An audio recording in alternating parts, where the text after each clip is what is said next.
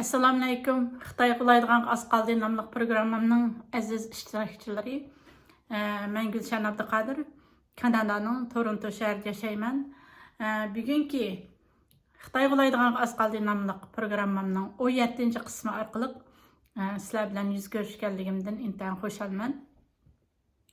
Bugungi markaziy temam mush o'tgan hafta Turkiyaninki 7 nafar Xitoy jasusini tutqanligi haqida xabarlar bek tarqaldi. Turkiya tarafini qo'pollik bilan ularni yerlarga besib turib, qo'llarini aqllariga qilib bog'lab elib manganligi ham ularning har birisining tarjimonlari qachon Turkiyaga kelganligi qatorliqlarni birma-bir o'tirib qo'yib, bularni Uyg'urlarning uchurlarını yığış üçün, Uyg'urlarga jasuslik qilayotganlar üçün tuttuq degan markaziy, ya'ni Turkiya axborotlari ilgari surdi. Endi Turkiya axborotlarining ichida shu Yangi Shafaq gazeti xil odil, xil to'g'ri bir matbuot ekan. Ular Xitoy deb tilg'imi olmadi. Bir yabancı uyruqli, shu chet ellik bir 7 nafar jasus tutildi Turkiyada. Undaq deb tafsiliy kirmay o'tib ketdi. Ammo boshqa Turkiyaninki matbuotlari Uyg'urlarninki shu uchurlarni to'playotgan Uyg'urlar uchun jasuslik qilayotganlar uchun qo'lga oldi deb shundoq so'zildi. Men buni yolg'on xabar deyishga bir xil xijolat bo'lman. Amaliyoti yolg'on. Uyg'urlar hozir tarixdagi eng ig'ir bir davrda turibdi. Boshqa Turkiyadan boshqa Amerika va 10 davlat, 10dan ortiq davlat Uyg'urlar qirg'inchilik qilyapti. Xitoy dedi ham insoniyatga qarshi jinoyat o'tkazyapti degan kalimalarni ishlatdi. Bunda vaqtida Turkiya matbuotlarininki Uyg'urlarninki hissiyoti, ruhiy dunyosi bilan o'ynashmasligini umid qilaman. U 7 nafar jasusni Turkiya Uyg'urlar uchun tutmadi. Bu butunlay qip-qizil yolg'on. Men bu haqda bugun muloyiz etbarman.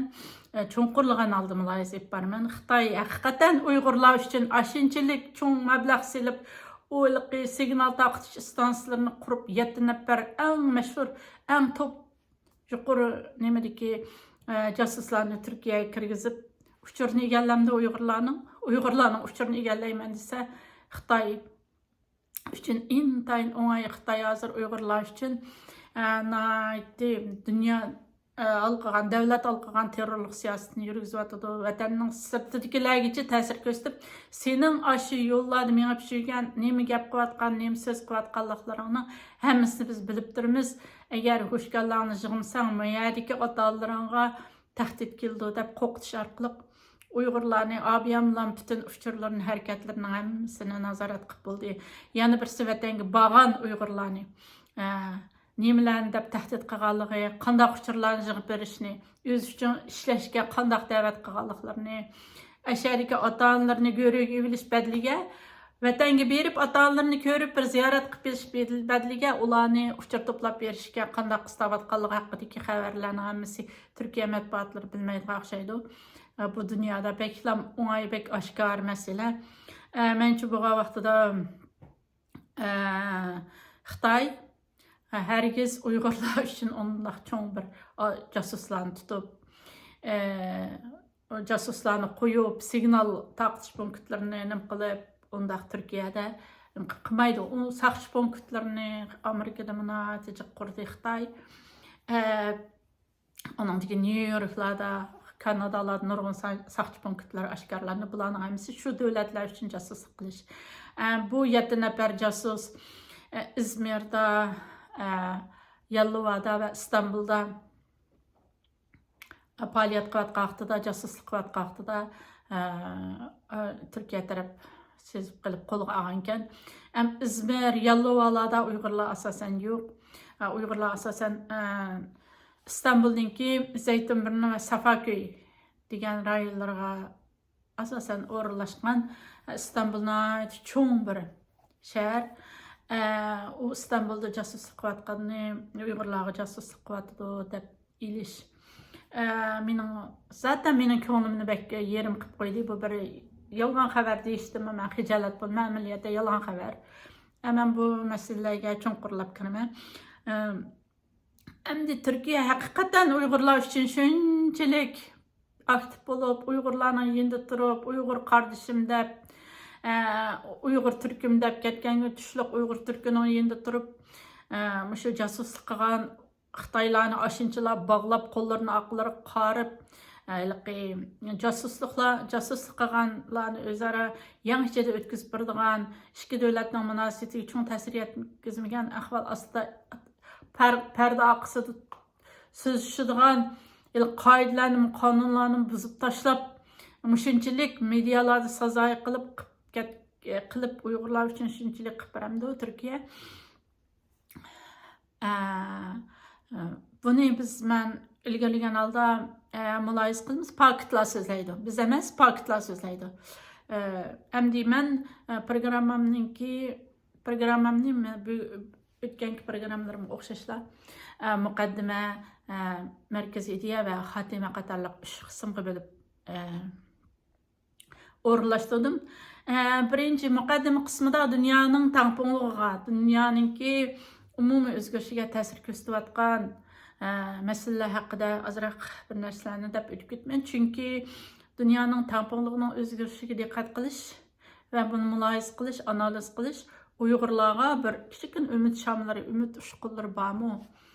Bularni bilishga foydasi bor. Men o'tgan qitimliq programmalarimda har qitim deb aytyapman, Uyg'urlarning bu dunyo tangpungligining o'zgarishi va bo'layotgan dunyoda bo'layotgan xalqaro vaziyatlarda Uyg'urlar bir qarmoqning rolini o'ynaydi. Bug'doy so'ysa, qarmoq so'yishadi. Shuning uchun qarmoqning suv ichadigan kunlar kelib qolgandek turdi deb ko'p qitim degandim. Endi shu dunyoning tangpungligiga ta'sir qilgan cho'ng ishlarda yana Amerika prezidenti Donald Trump efendim, men bek qo'l qo'yman bu odamga. Bu odam, bu Donald Trumpning shaxchishak haqiqatan ba'zi sansiperlarni xato deb qo'ydigan, diplomatik iboralarni yaxshi ishlamaydigan, uyabiyalar chaqchaq qilib qildigan bir gaplarni sal ortiq davitib qoldigan shunday xarakterlari bor. Bular ish cho'ng masala emas. Ammo mardona dunyoda ko'rilib boqmagan bir nima deb qo'yamiz, o'g'alvoldek ishlar qilyotdi. Men bek suyunaman. Bu ishlarning birisi bu qitim yana shu Golden Dome, shundoq oltin gumbaz Uyg'urcha. Bu oltin gumbaz programmasi harbiy urush texnikasi. Dünyada hazır en ilgari bo'layotgan bir harbiy qurolliq, harbiy askari texnologiyadagi oldin qator ketayotgan bir tur bo'lib, buningga birinchi bo'lib Donald Trump efendining endi turdiganligini bildirib, Kanada ifoda bildirdi. Biz bu oltin gumbaz programmasiga mablag' solamiz deb. Demak, Kanada Amerikaning yeniga o'tdi degan gap o'tganda, Amerika Kanadaga bosh qo'ygandan keyin Kanadada yiroqlashilgandek bir ansirashlar bo'lgan. Kanada bilan Amerika hargiz yiroqlashmaydi. Bular bir akufga bir tuqqanlardeklar, bir onaning dadining bolalaridek shundoq ikki cho'ng zaminning sohibi.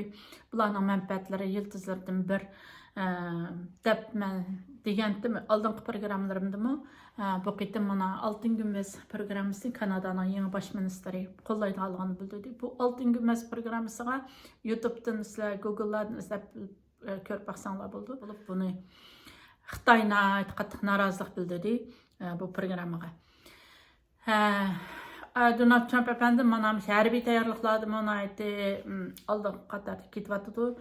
Demek ki dünya bir urush nimasiga kirib qolgandek, urush ahvoliga olti kirib qolgandek bir vaziyat bor. Undan boshqa Amerika 500 milliondan ortiq harbiy askariy qurollarni Filippin, Xitoy bilan to'qinishi keskin bo'layotgan, bo'zaq bo'layotgan Filippinga kelib joylashtirib bo'ldi. Endi undan boshqa Pakistan, Hindistan o'tirsizmi, urush to'xtatilgandek bir ahvol bo'lsin, lekin mohiyat jihatda hech qanday bir urush to'xtatilmadi. Bular ichida g'um texchi tugagani yo'q. Bu yerda Pakistan, Hindistan, Balujiston, undan keyin quduq ostiga tashlatilgan, xuddi Qur'ondagi quduq ostiga tashlatilgan Qur'on qissalaridagi Yusuf alayhissalomning qismatlarini eslatadigan Xitoyning jazo lagerlariga tashlatilgan Uyg'urlar qatorliq 4 undan keyin Xitoy 4 cho'ng kuchning o'rtasida qisilib qolgan Uyg'urlar masalasi.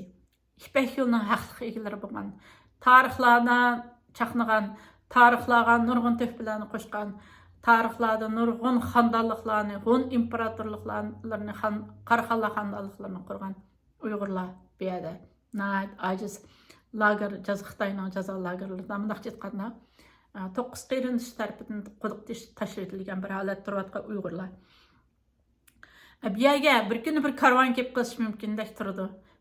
Bu karvan qanday karvan desangiz, Yusuf alayhissalomning quduqdan chiqargan bir karvan.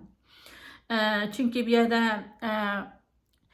texi Aqsoychin va Shalg'om vodisi degan vodlarni Hindiston texi unutib qolgani yo'q. Hindiston parlamenti 64-yili qaror to'liq ovoz bilan qaror chiqarib, bu zaminlarning Jammu Kashmirning bir parchasi ekanligini, buni tarixdan abad bu zamin Hindiston zamin ekanligi, buni bir kun bo'lmasa bir kun qaytarib akilish kerakligini butun avlodlarga qasam qilgandek bir xil holatda qaror qilib bekitib o'tgan. Agar Xitoy azroqlam bexo'ta bo'lgan, azroqlam bir problem masala chiqqan ahvol ostida bu yerlarni Aqsoychin bilan undan keyin shu Shalg'om vodisi degan joylarni Hindiston besilishi mumkin. Shuning bilan bu yerlar jiddiy bir dunyoning eng munozir qilinadigan markaziy ideyasi kindigi bo'lib qolishi mumkin. Bu yerga bir karvon kelgandek bir shapi bor. Bu yerda yana Himalaya tog'larini, keyingi programmalarimda yana ayrim to'xtalman. Himalaya tog'larining ekologik muhitini buzayotgan, ashalarni teshib, yo'llarni yasab, shunday qilayotgan yana bir zo'migar bir Xitoy bor. Bu yerda yana Yaluzangbu daryosi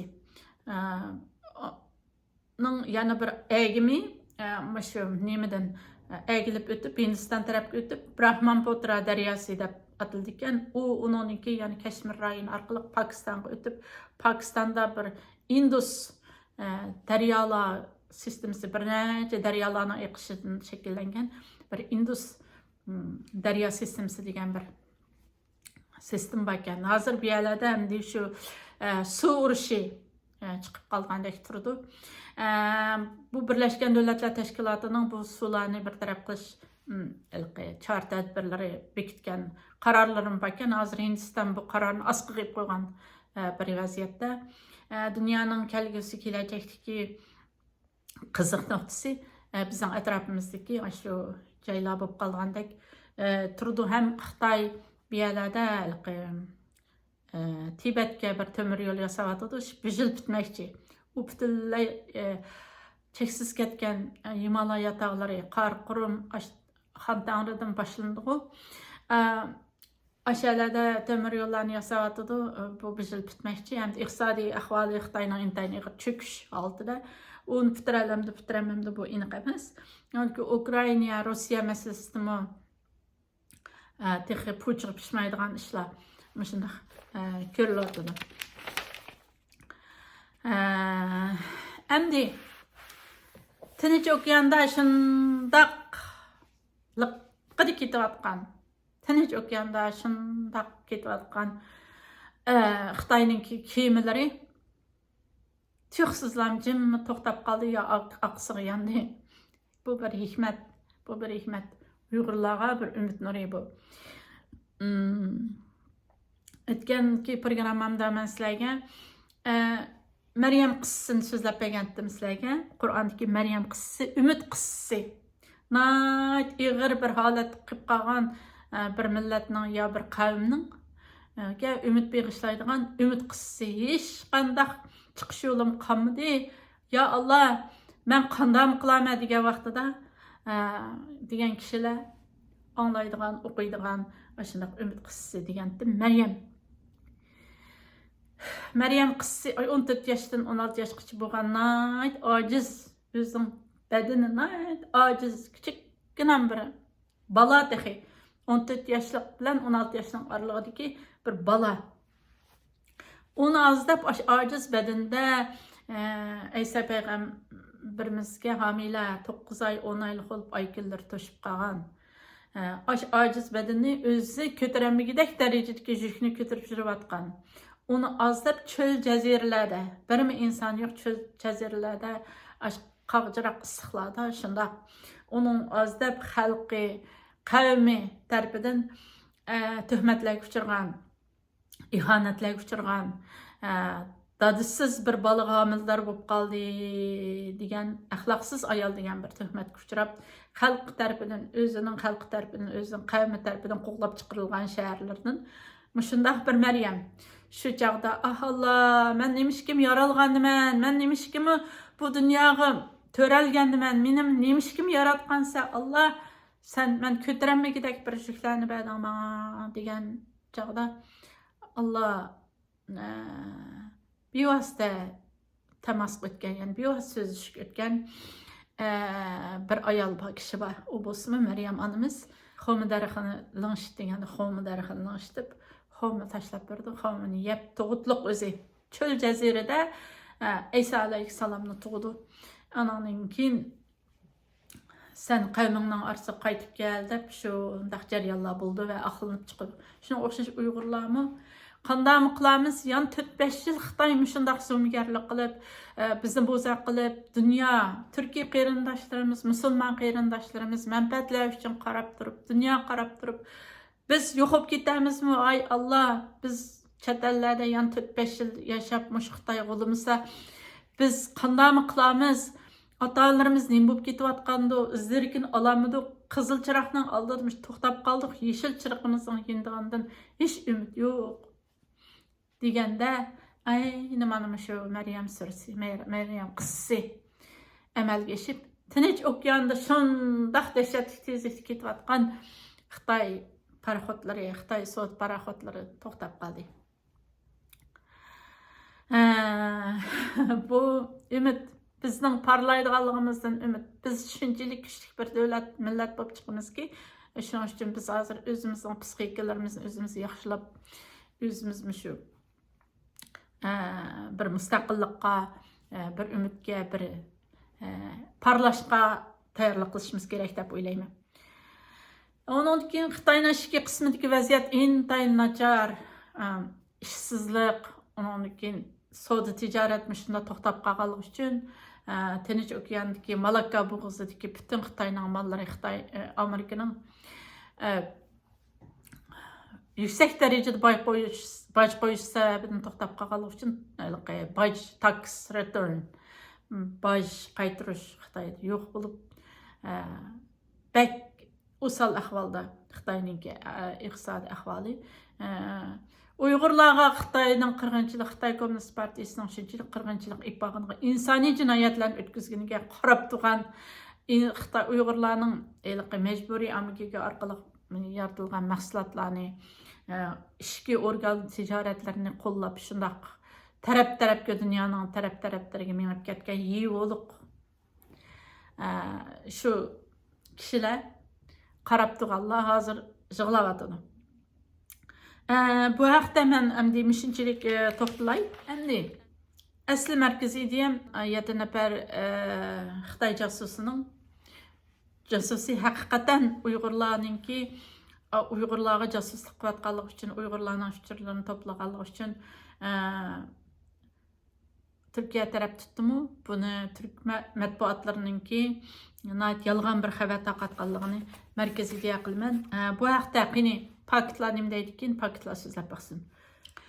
Xitoy hargizmi Uyg'urlar uchun jafo tortib, undaq oliy darajalik jasuslarni, birinchi nomerlik jasuslarni kirgizib, bu yerda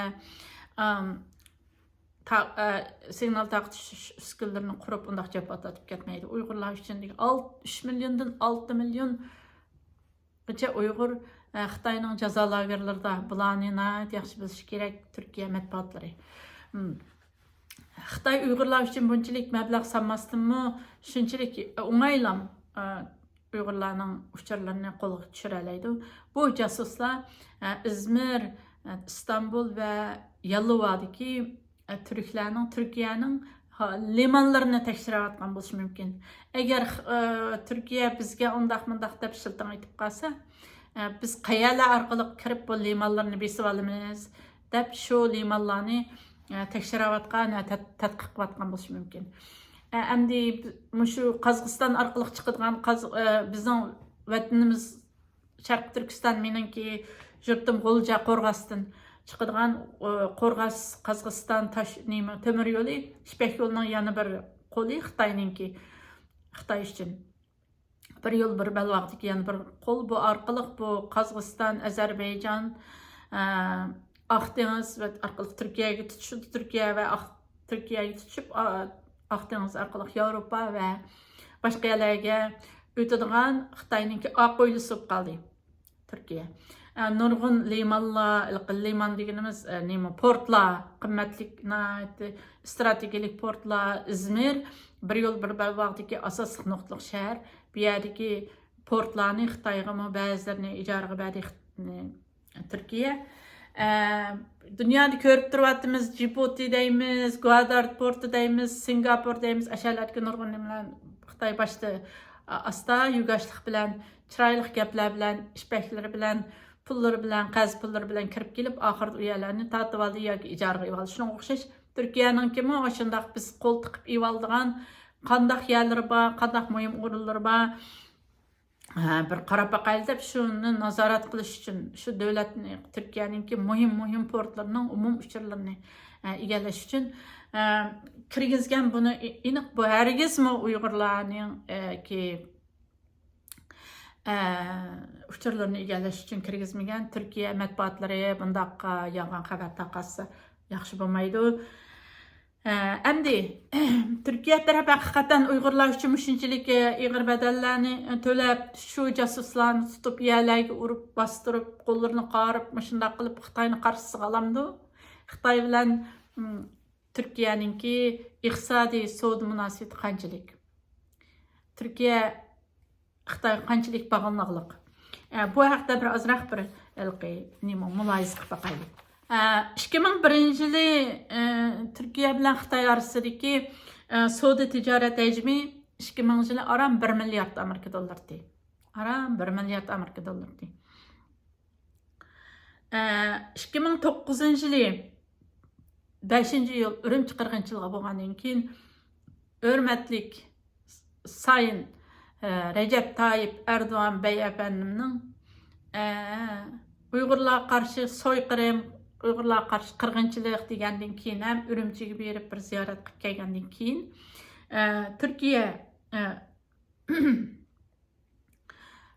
Turkiya bilan Xitoy o'rtasidagi savdo summasiga tez yükselish bo'ldi.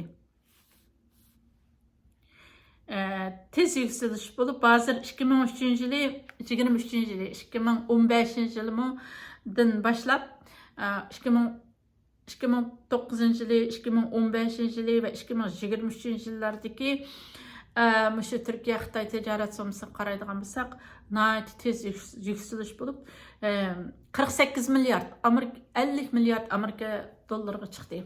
2009-yildagi hurmatli Recep Tayyip Erdoğan efendimning Uyg'ur qirg'inchiligi, Urumchi qirg'inchiligi, Uyg'ur qirg'inchiligi, Xitoyning Uyg'urlarga yapgan qirg'inchiligi degan bir jumla so'zining bahosini qimmatli ko'p ketdi. Shuningdan keyin Xitoy Turkiya bilan ko'p mablag' silib, Xitoy Turkiya savdo summasi 48 milliard Amerika dollariga chiqdi-yu, ammo Uyg'ur qirg'inchiligi deydigan gaplar, Uyg'urlarning masalasini qirg'inchilik masalasi deydigan xalqaro saviyaga ko'taradigan yoki rasmiy e'tirof qiladigan ishlar Turkiya tarafda ko'rilmadi. Amerika, Kanada va Yevropadagi nurg'unlagan davlatlar bu Uyg'urlarning duch kelayotgan masalalarni Uyg'ur qirg'inchiligi, insoniyatga qartilgan jinoyat deb aniq parlamentlardan tasdiqlab qaror chiqardi. Ammo Turkiya bunday qilmadi. Shunchalar 48 milliard Amerika dollariga chiqqan tushliq Turkiya bilan Xitoy orasida 44,7 milliard dollar tijorat bo'shlig'i bor. Hozir Donald Trump efendi Xitoy qo'yayotgan bojlar, Xitoyni jazolashga asos sababmi? Xitoy bilan Amerika o'rtasidagi adil tijoratning bo'lmaganligi, tijorat yo'qligining bo'lganligi sababidan bo'lgan. Ammo Xitoy bilan Turkiyaning shunday tijorat yo'qligi bo'lgan bo'lsa-mu, yana Türkiye taraf narsaga sukut qiliqliq ham Uyg'ur masalasida yana sukut qiliqliq. Yana bir jihatdan Turkiya g'arb allari xatarlik deb qaragan ba'zi turlarga Turkiya mablag' siyotini. Mening qarshim emas, g'arb matbuotlari Turkiyani Uyg'urlarga nisbatan do'lqinsimon va sezgir holatda siyaset yürgüzüvatıdı, Uyghur meselesinde, Xitay bilen bo'lgan diyaloglarda, Kur'an'ın haq adalet prinsipinin aldığı devlet menfaatini koyuvatıdı degan eleştiri, münazirlarni qilyapti. G'arb matbuotlari shunaqa münazirlarni qilyapti. Endi Amerika Birleşken Milletler Teşkilatı ve Avrupa qatorliq nurg'unlagan davlatlar demiş Xitoyni Uyg'urlarga qarta ippagan mecburi emgaklar bilan jazo lagerlari haqida nurg'unlagan gaplarni qildi. Amerikani ko'plagan qonunlarni e'lon qildi. Turkiya jimjit. Recep Tayyip Erdoğan efendim 2009 yildagi o'sha qirg'inchilik, Uyg'ur qirg'inchiligi degan so'zidan keyin ne yazık ki Türkiye-Xitoy munosabatlarida cho'ng ilgirlashib ketdi, ammo 2009 yildan keyin 2016 yildan keyin Uyg'urlarga qartilgan qirg'inchilik 2009 yildan keyin nechasi o'rlab ketdi. Jazo lagerlari qurildi, insoniyatga qarshi jinoyatlar ishlanadi. Lekin Turkiya sukutda. 2017 yılı Türkiye taraf Xitoy bilan jinoyatchilarni o'tkazib berish kelishimi imzoladi. Bu jinoyatchilar kimlar? Uyg'urlar. Uyg'ur degan bu ism Xitoy uchun jinoyatchi. U qonun degan bir narsa yo'q Xitoyda, butun dunyo bildi. Turkiya yaxshi bilish kerak. Uyg'ur degan bir ism Xitoy uchun bir jinoyatchi. Buni yaxshi bilish kerak hammadan. Uningda qonun bo'lib, qonunlar tekshirib, kim terrorist, kim qayerdan qayergacha degan narsalarni qiladigan Uyg'urlarga nisbatan bir qonun yo'q Xitoyning. Uyg'ur dedimi bo'ldi, u terrorist yoki bir jinoyatchi.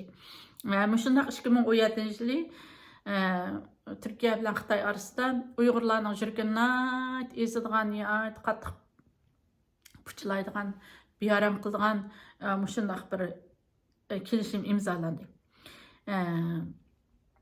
2022 yılı Türkiye Büyük Millet Meclisi'ne bu kararlar koyulgan bo'lsa-mu, lekin Büyük Millet Meclisi'den o'tmadi. O'tib qolgan ahvol ostida Türkiye'deki aktivistlarning, Uyg'ur davası qilayotgan tashkilotlarning, Uyg'ur davası uchun namoyishlar so'zlayotgan aktivistlarning kuni bektas. İnşallah men 600 yil dunyoga hukmronlik qilgan, dunyoni so'rgan Osmanlı adaletining, Osmanlı qimmat qarashlarining egisi varisi bo'lgan Türkiye Büyük Millet Meclisi'deki qan qaynondoshlarimizni bundaq bir sharafsiz kelishimga imzo atmaydiganligiga ishonchim komil.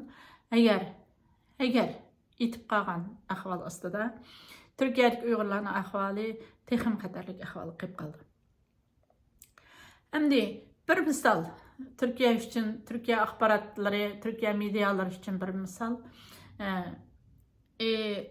Türkiye'de faqat o'qiblam, Türkiye'de faqat o'qiganlik uchunlam.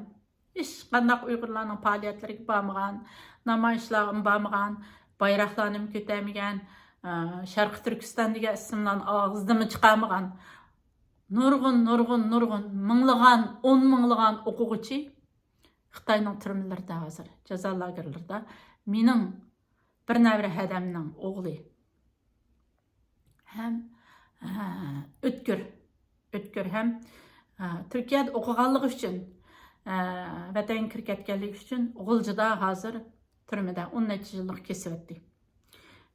Bundaq misollar intayin nurg'un. Endi Türkiye'nin geri gönderme merkezi degan bir merkez var. Bir yerde tutup durulayotganlar, nurg'un Uyg'urlar barkan deb anladım. 6 aylab, 7 aylab bekaga apırıp eşes so'rab, nimaga ekelganligini mi bu yerga, nima sababdan, nima jinoyat o'tkazganligi uchun ekelganligini mi deb bermasdan 6-7 aydan keyin qo'yib qo'ygan Uyg'urlar anayatchiq bo'lib, bu geri gönderme merkezi mahiyatda Xitayninki jazo lagerlarininki shakli o'zgargan bir nimasi deb qarayman. Bu yerda Xitoy Uyg'urlarning shu yugashtiradigan yer bu. Bu yerga opirib bir qo'rqitib, ancha-muncha Xitoy qarshi harakatlarni qilma deb, chunki o 2017-yilda jinoyatchilarni o'tkazib berish kelishim bor emasmi? Uyg'ur bo'lganligi uchun jinoyatchi bo'lgan bir haqiqat bor bu yerda. Shuning uchun Xitoy so'raydi Uyg'urlarni o'tkazib ber bizga deb. Shuning uchun bu yer geri gönderme merkezi Uyg'urlarni qo'rqitadigan, ancha-muncha u yer bu yerlarni puchilab jungdab qo'yadigan, qo'rqitib o'ynaydigan bir yerga aylanib qolgan. Endi shu Xitoy dushmanimizning ichidami Al-Qaynaydi, adolatparvar, shunchalik haqqoniyatchi, shundaq bir yozuvchilarmi, qalamkashlarmi o'tgan. Ularning biri Lushin. Ben Lushin asarlarini pek yaxshi ko'raman. Bu Lushin asarlari. Shu Lushin asarlarininki shu 29-bitida deyman. 39-bitida shu 39-bitida Dora degan bir asar bor. Dora degan bir hikoyasi bor. Men bu Dora Lushinning Dora nomli hikoyasini qancha qitimlab o'qidim keyin bilmayman, pek o'qiyman, pek dunyoning ahvoliga tatbiqlayman. Endi Dora degan asarda Lushin nima deydi desanglar, Xualovshan ismli bir Xitoy bor. Bu Xitoyninki balasi shu vaqtdagi sil kesilgan, o'pka kesilgan, o'pka tuberkuloziga duchor bo'lib qoldi. O chog'larda o Lushin yashagan vaqtlarda o o'pka tuberkulozininki davosi yo'qdi, albatta o'zinglar bilasizlar. Shuning uchun jamiyatda shunday gaplar taqib ketadi. Ay, mushtaq o'pka kesilgan, sil kesilgan. Giribtar bo'lib qolgan kishilarni shu odam qiynig'ichilangan jingmomini qiziq vaqtdalar. Shu qiziq odam qiynig'ichilangan jingmomini yigitsa sallama saqib ketadi ekan degan gaplar taqilib ketgan ekan. Shu davrning qahramoni bo'lib, shu davrdagi hukumatga qarshi isyonlarni ko'targan Xitoy qahramonlarininki o'lim jazosiga berilgan kunini Gundupaylar bilan birlashib, Gundupaylar par berish orqali Xualovshan degan Xitoy odam. Qaysi vaqtda qilishdan kechirganligini shu bilib turiblar, darhol ashaga berib, ishki jangmomini ko'tarib opirib, qilishdan o'tkazilgan Xitoy qahramonlarininki qiynig'ichilab, akilib darhol bolasiga yegizib qiladigan Xitoy jamiyatining o'zining qarindishining qiynig'ichilangan jingmomini o'zining bolasiga yana yegizadigan mushundaq rahimsiz, mushundaq inson qalbidan chiqqan bir jamiyatni tanqid qilgan Lushin. Men o'z vaqtida Facebookda shu haqda bir maqol yozgandim. Facebook bitimga kirib ko'rib baqsanglar bo'ldi. Hozir endi bir yo'l, bir balvoq Xitoyning sherinchi yo'lida hamkorlashayotgan shu Uyg'ur ishbak yo'lidan Uyg'urlarni dastlab chaylab shu yo'llarda minayotgan bir yo'l, bir balvoq Uyg'urlarning qiynig'ichilangan shu jingmomga o'xshaydi. Xualovshan degan Xitoy o'zining bolasini saqaytish, sil kesilini saqaytish uchun yetkazgan jimnomisiga o'xshaydi. Endi kambag'alchilik va boshqa o'zining davlat manfaatlarini ko'zlagan ba'zi musulmonlar va boshqa turkiy millatlar shu Uyg'urlarni shu kambag'alchilikdan qutulib taraqqiy qilishninki bir qong'ichilangan jangnomiz qilib qo'yadi. Lüşün bo'lsa, Lüşünningki shu kitobini tepib o'qib baqsanglar bo'ldi. Hozir Uyg'urlar duch kelgan ahvolga intayin mos keldi. Endi Turkiya Büyük Millat Meclisiga duo qilmayman. Agar u Xitoy bilan tarixdagi intayin bir xato kelishim bu Turkiya taraf uchun jinoyatchilarni o'tkazib berish kelishimi Xitoy bilan bu Uyg'urlarga qartilgan bir kelishim, maxsus Uyg'urlarni o'tkazib berish kelishimi Uyg'ur uchun Xitoy uchun Uyg'ur degan bir jinoyatchi. Chunki ular Ipak yo'liga deb yashab qolgan. Ipak yo'lining markazida toza strategik muhim yerda yashab qolgan. U yerda Xitoy Pokiston iqtisodiy koridori o'tish kerak. Shuning uchun Uyg'ur jinoyatchi bo'lish kerak. Agar shu narsalarni bilmasdan Turkiya Büyük Millat Meclisi agar bu qarorni ma'qullab qolsa, bu tarixda Osmonlininki avlodlar o'tkazgan ig'ir bir xatolik bo'lgan bo'ldi. Osmonli qimmat qarashlarining dastlab chaylanishi bo'ldi mohiyatda. Agar bu qaror Turkiya Büyük Millat Meclisi orqali tasdiqlanib qolgan vaqtida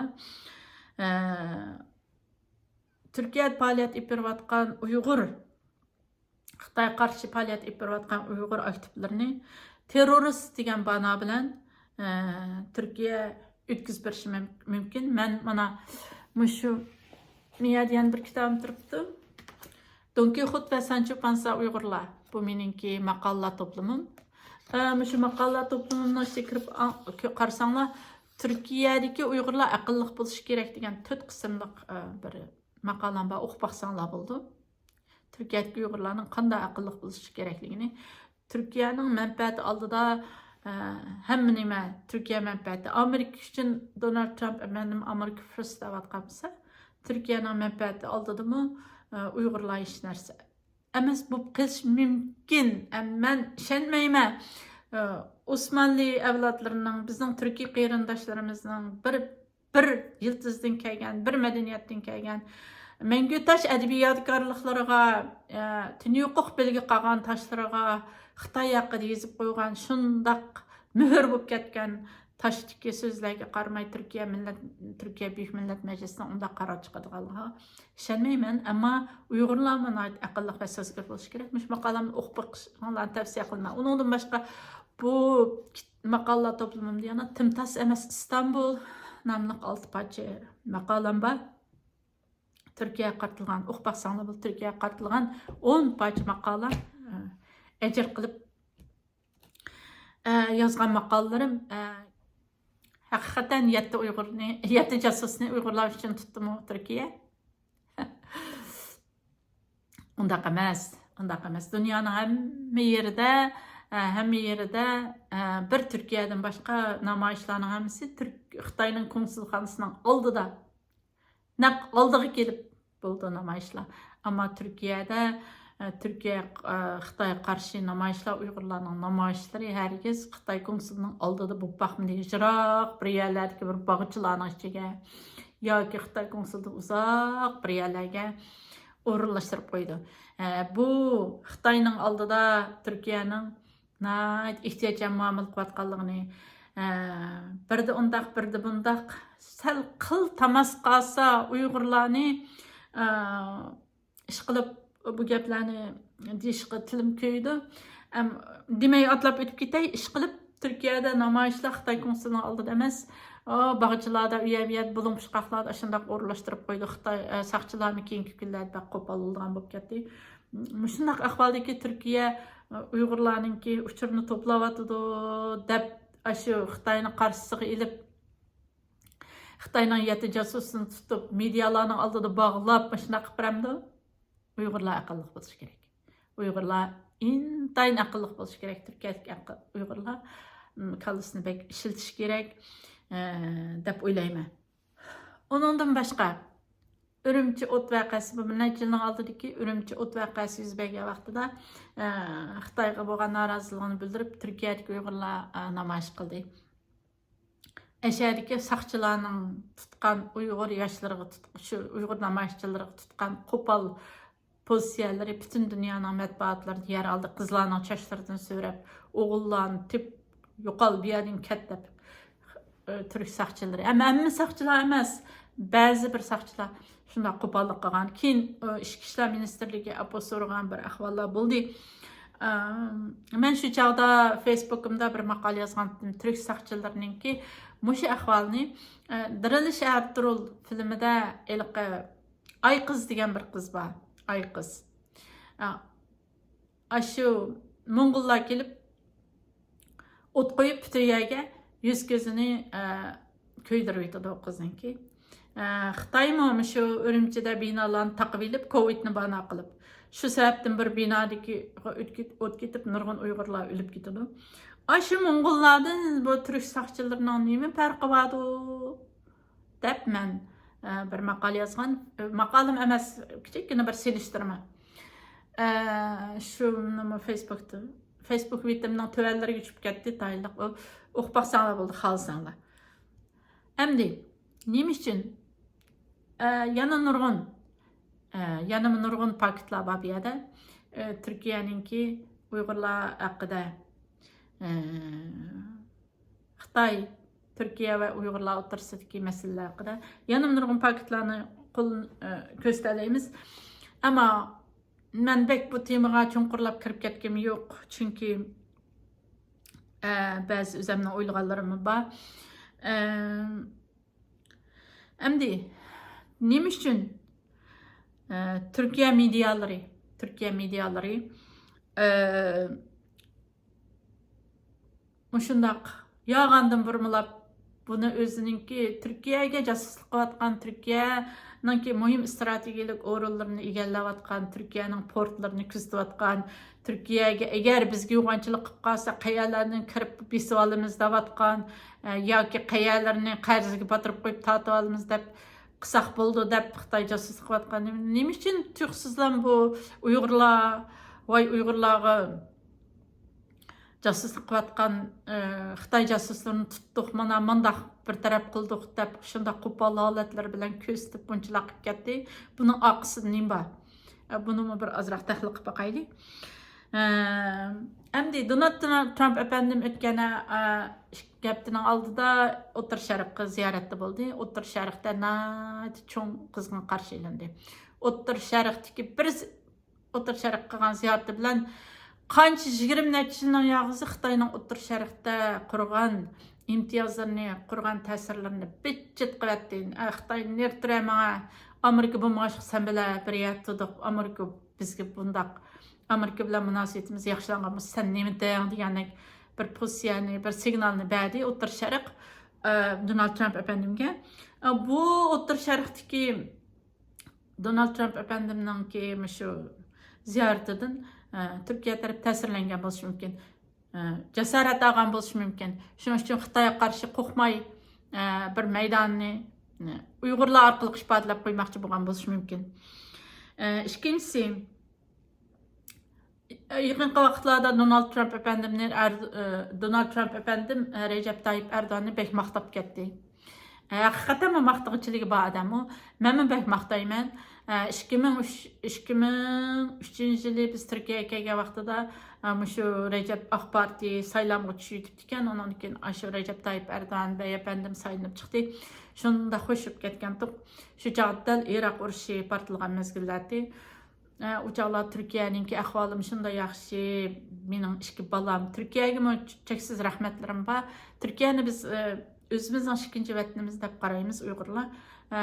Boshqa davlatlarga, Kanada va Yevropadagi boshqa davlatlarga ketishda Turkiya ko'ri ko'plagan taraflarim bor. Mening ikki balam Gulnik, qizim Gulnigar Baham bilan o'g'lim Subhi Imom shu Umraniya Otakentdagi Arif Nihat Asiya maktabida o'qigan musafir o'quvchi. Mehmon o'quvchi. bo'lish sifati bilan ash maktabda o'qigan. U maktabdan biz Kanadaga ketadigan bo'lgan vaqtimizda men bir lavha, bir mundaq bir taqdirnoma bilan ikki tal Uyg'ur do'ppisini birsi ayollarning, birsi erlarning Uyg'ur do'ppisidan kelib maktabningki rahbarligiga, maktab mudiriga sovg'a qilgan. Men shu rahmat lavharimga shundoq deb yozgan. Musofa bek uzun, ammo qalblar bek yaqin deb yozgandim. Maktabning mudirimi shundoq ta'sirlanib ketgan.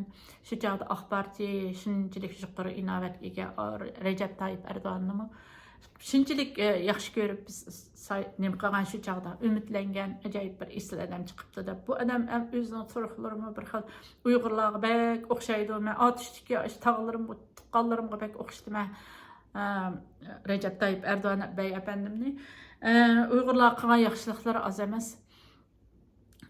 Bizim Uyg'urlarninki Turkiyani ko'rib qilib yana bir davlatlarga, 3-chi davlatga o'tilishda Recep Tayyip Erdo'g'an efendim va Oq Partining qilgan yordamlari, töhfeleri ko'p. Biz Uyg'urlarni aytdi, oq ko'ngil bir millat, herkes birisinin yaxshilik qilgan, nanko'rlik qilgan millat emas. Birisi bir yaxshilikni qilsa, biz uni qaytirib qancha yaxshilikni qilamiz. Biz Recep Tayyip Erdo'g'an bey efendimni va Oq Partini shunchaki yaxshi ko'ramiz hamma Uyg'urlar. Turkiyaning beshiga kelgan shu yatavrashladimi? O'zimizning pulimiz bek oz, Uyg'ur davosi ojiz. Imrab turgan pulga qarshi ehtiyoj shunday yuqori. Biz bek ojiz, Xitoy nəhayət kuchli holatda o'zimizning davorimizga pulimiz yo'q degan vaqtlarda biz Turkiyaga davrda deb Kanadadagi Uyg'urlar nəhayət nurg'un pullarni chiqib shular Turkiyaga avatdik. Uyg'urlar orasida ko'p munozaralar bo'ldi. Uyg'ur davosiga chiqqan pul chiqadi desa, hech qaysining pul chiqarmaysa, Turkiyadagi davrash bo'lsa, Turkiyaga avat shunchalik pul to'planib ketamdi. Demek deb shunday munozaralar bo'ldi. Demek Uyg'urlarning qalbida Turkiya mehri nəhayət cho'nqur. Recep Tayyip Erdo'g'an sevgisi nəhayət cho'nqur. Donald Trump efendim şu pek maqtadı, pek to'g'ri maqtadı deb o'ylayman. Onundan keyin shu Oqsar nemidiki bu maqtashni qayerda qildi desanglarmi, shu Oval Office, ya'ni shu yumloq Oqsaroydagi Zelenskiy bilan munozaralashib ketgan yumloq ofisda, yani kelib İsrailning oldida, shu İsrailninki prezidenti Netanyahuning oldida Recep Tayyip Erdo'g'an efendimni yaxshi, bek isil adam, yaxshi adam deb maqtab ketdi. Men shunday isil adam deb Donald Trumpninki maqtishiga qo'shilib maqtayman. Netanyahuning oldida bunday maqtishi cho'ng bir ma'noni bildirdi deb o'ylayman. Falastin masalalarida, dunyodagi adolatga munosabatli masalalarda Erdo'g'an efendimning dunyoga mashhur one minute degan so'zi bor. Netanyahu bilan munozarada naq maydonda turib shunaqa degan so'zlar bor. Shu maqtashlardan keyin endi Turkiya taraf jasorat olgan bo'lishi, bu Uyg'urlarga endi bizning sizlarning tarafingizda turamiz, Xitoyga ancha bek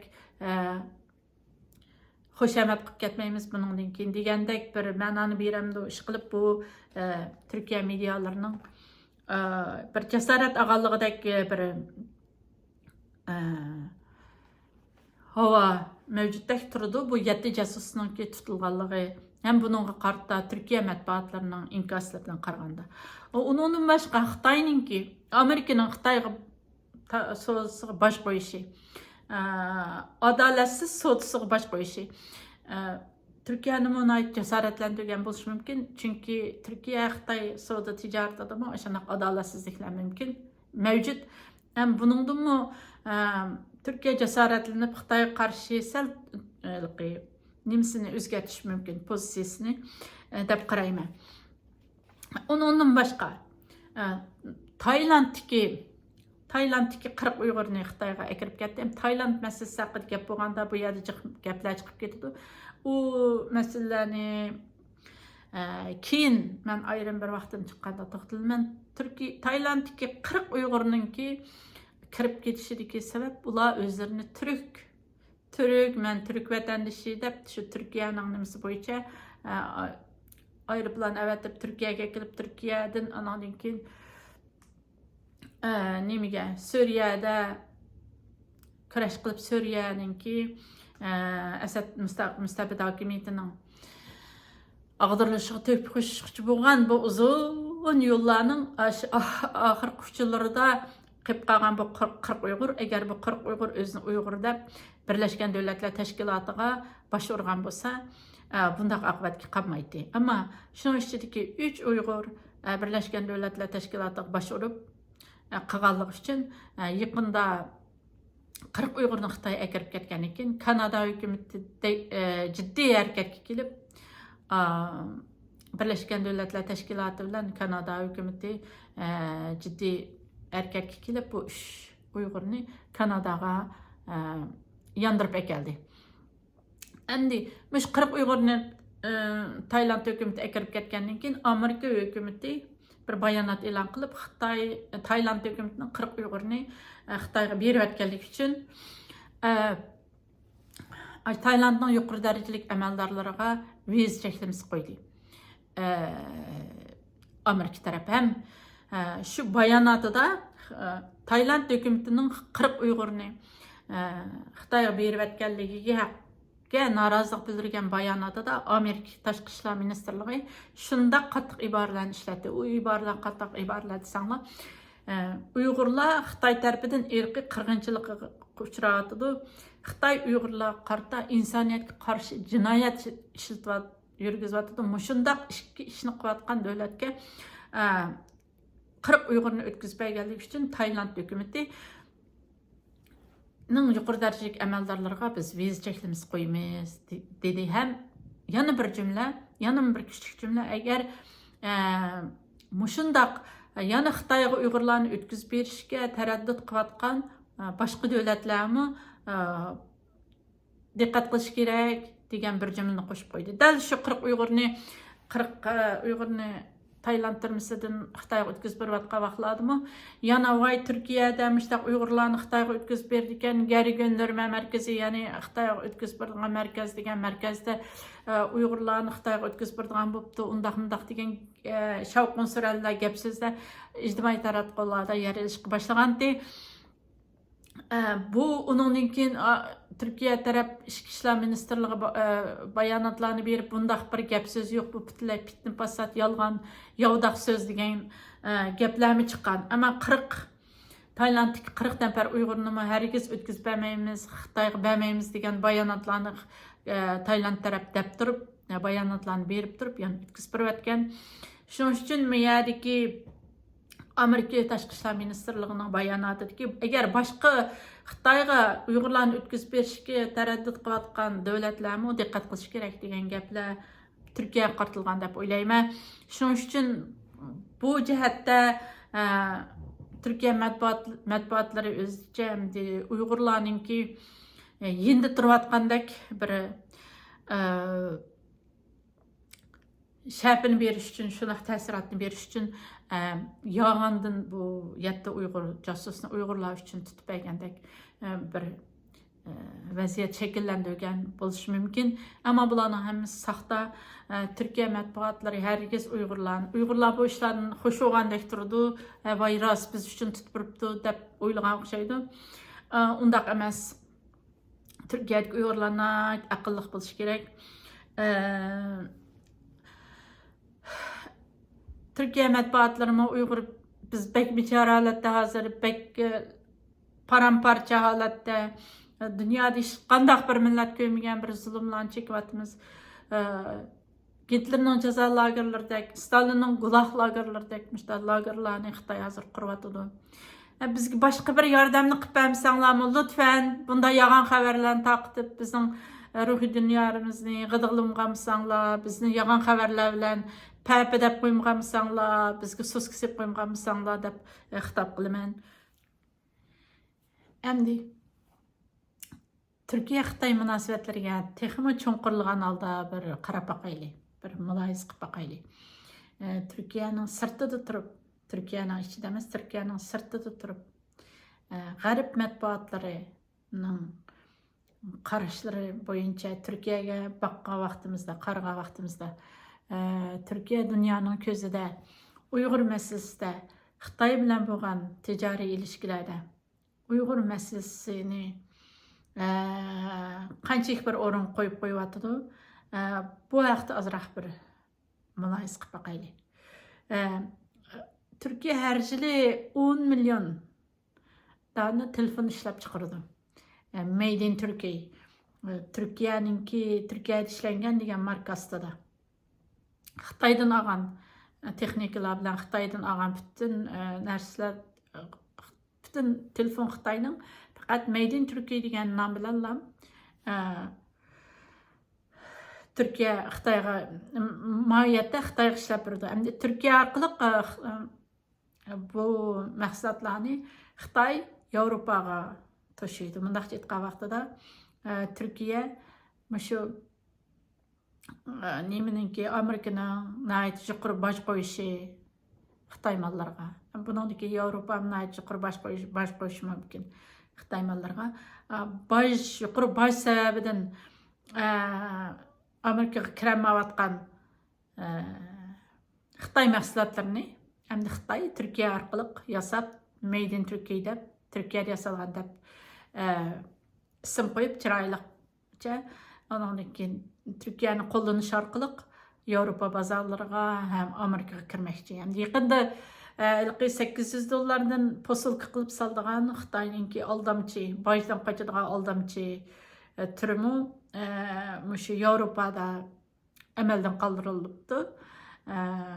Amerikada allaqachon amaldan qoldirilgan. Endi shundaq har tarafdan oyoqni to'ssin, oyoqdan saqlab qo'yotgan Xitoy Turkiyada hozir endi shu o'zining ballarini Made in Turkey nomida yasab satib bozorga soldigan bir oq o'ylisi, oq bazasi qilib bordi. Ham ba'zi nimalardan qaraydigan bo'lsam, endi nurg'un turklar undaq emas, bek o'shar. Yana ba'zi turk matbuotlaridagi munozaralarga qarsam bek qiziq ekan ular. Bek sodda ekanda turklar Xitoyni yana Uyg'urlardek ishchidan tushunmaydi ekan.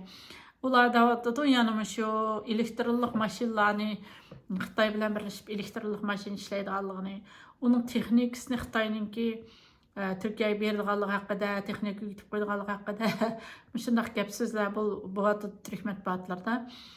Turk qarindoshlarimga men shuni deb qo'ymoqchimanki, nargiz Xitoy ashalaga Turkiyaga singib kirib olish uchun texnikalarni bergandek qiyofatga kirib oldi. Avtomobil texnikalarini nargiz turklarga bermaydi. O'zining avtomobil yasaydigan muhandislarni akildi. Ham singib kirib 30-40 yil o'tgandan keyin uyga ko'chmanlarni yerlashtirdi.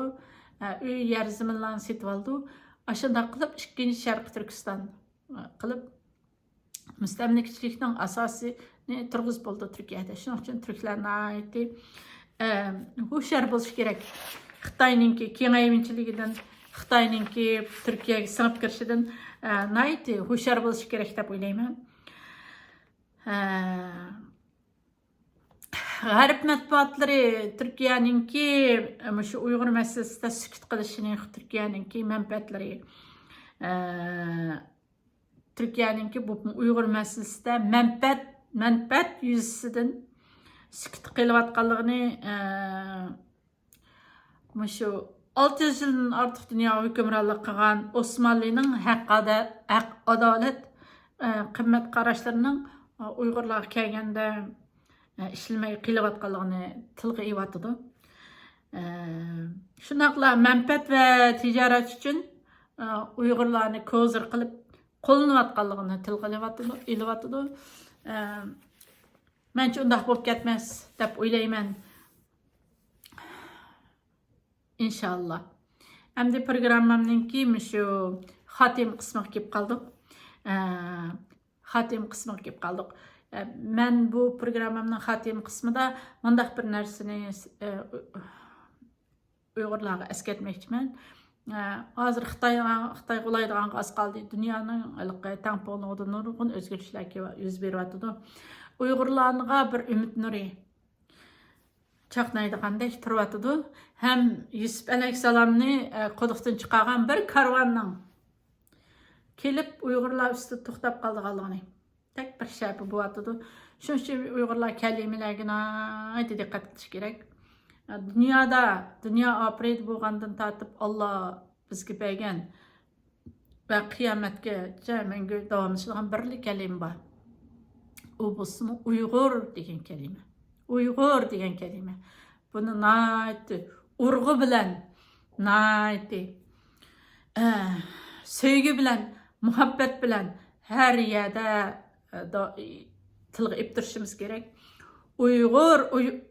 Google Uyg'ur kalimasi Google'da qancha qitim chekilsa, Uyg'urlarning masalasining shuncha qitim ko'p chiqayotganligi xalqlar kishilarga bilinayotganligining bishorati. Yana ondan boshqa yana qimmatli kalimalarimiz bor. Ba'zi kalimalar o'zini o'tib kelganda tarix bo'lib qoldi. Tarix betlaridan o'rinlarni oladi. Bu dunyoning muqarrarligi, dunyo vaziyatining va muqarrarligi maktablarda, kitoblarimizda, darslarimizdan o'rin oldi. Bu o'rin ilishning o'rniga boshqa kalimalarni almashganligi u kalimalarni qimmatsizlantirganlik bo'lmaydi. Albatta ajdodlarimizning qon ter bedli kelgan ve özleri kurup çıkan dünyada işletken kelimeleri var. Bu kelimelerge naiti hürmet kılgan asasda Uygur kelimesiga naiti çonqur esasımız gerek. Çünkü Uygur Xitay üçün bir tehdit bo'lib qolayotidu. Uygur degan millatni bir jinoyatchi, terrorchi qatorida ko'rsatib dunyo miqyosidan yo'q qilmoqchi bo'layotidi. Turkiyadagi shu o'zaro jinoyatchilarni o'tkazib berish kelishimnomasining Uyg'ur bo'lganligi uchun, Uyg'ur ko'ziga qadalgan bo'lganligi uchun mustaq bo'layotidi. Endi shu bizning xil manman degan tashkilotlarimizmi, Uyg'ur davosini qilayotgan tashkilotlarimizmi shu Uyg'ur degan kalimaning o'rniga Sharqiy Turkistonliklar degan kalimani bekcha ishlatib qo'yatdi. Sharqiy Turkistonliklar degan kalima qanday ma'no bo'ldi desa, Xitoyninki bizning vatanimiz Sharqiy Turkistonda 56 millat bor deganininki Uyg'urcha varianti bo'lib hisoblandi. Undan boshqa Turkiston degan kalimalar bekcha bo'ldi. Nima o'tgandiki bir programmamda şu Amerika'nınki kelime cihetlerden bir özgürlüklerge Xitay karşı kelime özgürlüğü kıvatkalığını mesela Aksaray'ın torbitinden Xitay bir cüngü siyasını kollayımız. Tayvan Xitay'ın ayrılmaz bir kısmı edigen iki kelimelik sözlüki ahırkı kelimeni İptaşıvitip faqatlam Amerika bir Xitay prinsipini qo'llaymiz degan shu jumlalarni ip qolganligini, oxirdagi so'zni kalimani iptashayotganligi haqida so'zlagandim. Bulardimi bir bishorat bor.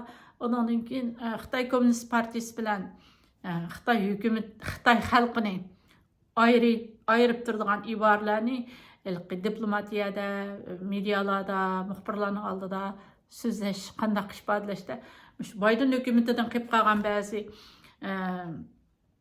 o'rinsiz kalimalarni iptashlab, yana bir kalimalar bilan o'tirib chiqayotganligini o'tirib qo'ygandim. Chunki kalimalarning kuchi intayin kuchli. Bir kalima bir tashviqotning rolini o'ynaydi.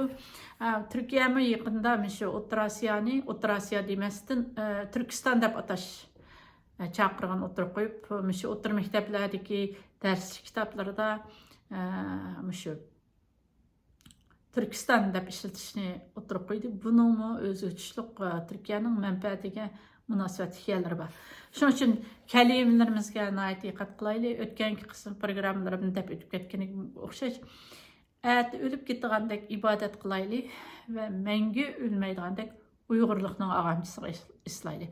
Uyg'ur degan vaqtimizda nima degan g'urur, men pek yaxshi ko'raman, g'urur, mag'rur holda chiqamiz. Biz Uyg'ur, biz qora madaniyatlarimiz bilan, mahalliy madaniyatlarimiz bilan chaqnab turgan G'uljininki mahallalardagi havorang oqatadigan uylarni astlariga gel ranglarni surkaydigan daraxtlarning yerimig'ichilik, qurt qo'ng'izilmay deb oqat etadigan ashundaq mahalli madaniyatlarimiz bilan qora madaniyatlarimiz bilan mayli Qashqa, G'ulja, Xotan hamma yana o'ziga o'xshash mahalla va qora madaniyatlardan boshqa do'ppi madaniyatlarimiz har yurtning o'ziga xos. Hamma bir do'ppini kelsa, hamma G'uljilik kanda, hamma Qashqalik kanda deb do'ppisidilar.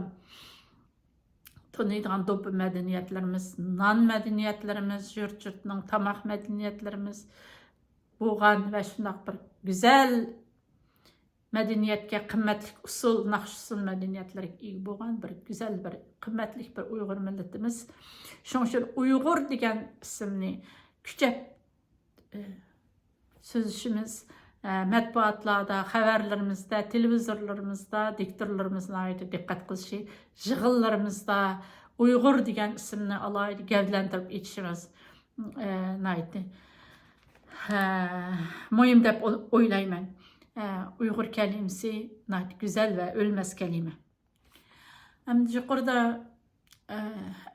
Recep Tayyip Erdoğan beyni Donald Trump bek maqtağanlığı haqqida gap qilgandim. Men bek maqtayman, bek esladim bu. Bu xatim qismimda yana azroq ta'kidlab o'tishni muvaffaq edim. Suriyani o'zinglar bilsizlar. Suriyaga Uyg'urlarning qanday kelib qolganligini o'zinglar bilsizlar. Qanday kelib qolgandan qat'iy nazar mayli ular İslam xalqiligi shuari bilan bo'lamdi yoki nim chet elga hijrat qilish farz degan chaqiriqlar bilan bo'ldi yoki bir diniy har qanday ton bilan qanday tonning kiygizilishi bilan kelgan bo'lishidan qat'iy nazar hozirgi realligimizda ular ikki narsani bilib yetdi. Birisi dunyoga shu Suriyadagi Asad hokimiyatini ag'dirib tashlab yangi demokratik bir Suriya Cumhuriyeti qurilishda Uyg'urlarning tamg'i basqanligini, Uyg'urlarning tamg'isi borligini isbotlab berdi. Undan keyin ular diniy qarindoshlarining qandaqligini, xalqlik deganning qandaqligini hamma nimani qaynab, cho'ng qozonlarda qaynab bilib yetdi. Afg'onistonda Amerika askarlariga shu Guantanamodagi Uyg'urlarni $5000 satgan diniy qarindoshlarining shu atroflarda borligini tonib yetdi. Bu yerda Ahmed Al-Sharining qishida bir Uyg'ur generalining borlig'i Suriyadagi shu inqiloblarda Asad hokimiyatini ag'dirib tashlashda Uyg'urlarning tamg'isining bağlığını, Uyg'urlarning qo'li bağlığını bu kurashlarga tarixiy tamg'isini Uyg'urlarning basqanligidan derak berdi. Bundan keyingi vaqtlarda yana Mishagimo Suriyaga gelmiş. Recep Tayyip Erdoğan bey efendimning Uyg'urlar bilan dunyo, Uyg'urlar bilan Amerika, Uyg'urlar bilan Suriya, Uyg'urlar bilan Turkiya masalalarida, Uyg'urlar bilan Xitoy masalalarida yana o'zining ko'riklik rolini o'ynaydiganligini biyaladimi, yana Uyg'urlar uchun one minute deyalaydiganligini ishonchim komil. Uyg'urlar ham shunday bir umidda yashayapmiz. İnşallah biyalarga yana bir karvan kelib qoldigan bishoratlari bor deb o'ylayman Uyg'urlar uchun. Xuddi Yusuf alayhissalom quduq tashlayotgan Yusuf alayhissalomga bir karvan kelib qilib qutuldirib chiqqandek. Eng oxirida Recep Tayyip bey efendimning shu Afrikada borganda o'qigan bir turkcha atasözi bor. Onunla esil bir ovozi bilan she'riy shaklda o'qigan. Men bu programmamni Recep Tayyip bey efendimga bo'lgan hurmatim ve Uyg'urlarning sevgisi, hurmati yuzasidan shu Recep Tayyip bey efendimning she'riy shaklda o'qigan shu atasözi bilan oxirlashtirmoqchiman. U bo'lsa olma mazlum ahini chiqar ahista. Keyingi bu qitimli programmam mishada oxirlashdi. Keyingi qitimli programmamda, ya'ni Xitoy g'olaydigan oz qoldi nomli programmamning 18-qismida ko'rishguncha omon bo'linglar. Xayr xush.